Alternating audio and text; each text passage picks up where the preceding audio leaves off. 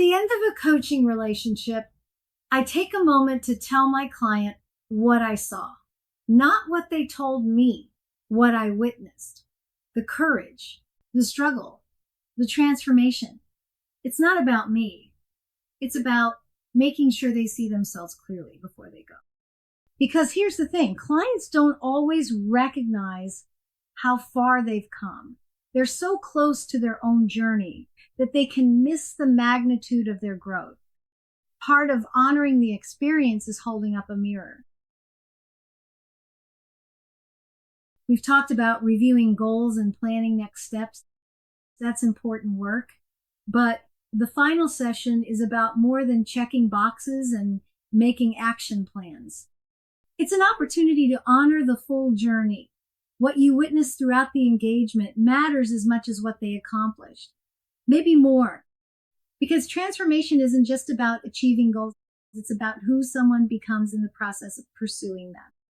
We have that conversation and just take that time to reflect and to celebrate what is, to celebrate progress, to look back and reflect on just how far the client has come.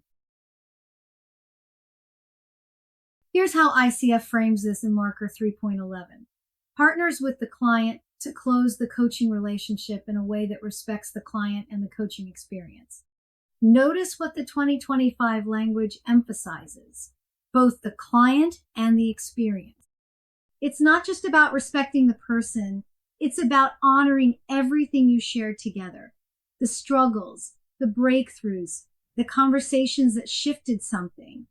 All of it deserves acknowledgement. All of it was real. All of it mattered.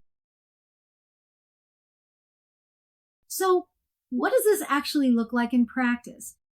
I'll reflect back to the client what I saw. Here are the changes that I saw in you as we went along the way. When we first started, this is how you presented. I saw whatever I saw. You put in effort. I saw challenge. I saw courageousness, and talk kind of at what I saw throughout that journey. And now here we are at the end, and I see a greater level of, for example, confidence, and this is how it's being displayed. Tell them what you saw, not what they told you they did, what you actually witnessed with your own eyes. And then I invite them to reflect too. I often will ask the client if we can reflect on not just the goals, but what have you learned about yourself? What's changed about who you are and the way you think and the way you believe and behave? What impacts has that had on your family, your coworkers, your career, your success? These questions shift the focus from doing differently to being different. That's a deeper level of transformation. And when clients articulate it themselves, it lands differently than if you just told them.